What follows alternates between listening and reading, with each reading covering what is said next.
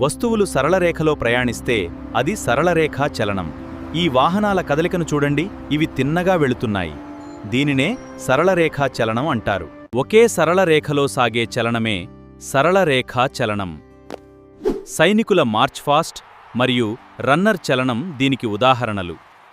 ఒక స్థిర బిందువు చుట్టూ తిరిగే కదలికను చూడండి, ఫ్యాన్ రెక్కలు అక్షం చుట్టూ తిరుగుతున్నాయి. దీనిని వృత్తాకార చలనం అంటారు. ఇది ఎల్లప్పుడూ సమాన దూరంలో ఉంటుంది. ఇది వృత్తాకార చలనం. ఎద్దు వృత్తాకార మార్గంలో నడుస్తోంది. దీనివల్ల నీటిరాట్నం తిరుగుతుంది. ఇది పొలాలకు నీటిని అందిస్తుంది. ఈ బాబు ఎలా ఊగుతున్నాడో చూడండి. ఈ కదలిక మళ్లీ మళ్లీ జరుగుతుంది. దీనినే మనం ఆవర్తన చలనం అంటాము. గడియారంలోని లోలకం, ఊయల ఊగడం, గిటార్ తీగల కంపన, కుట్టుమిషన్ సూది కదలిక దీనికి ఉదాహరణలు.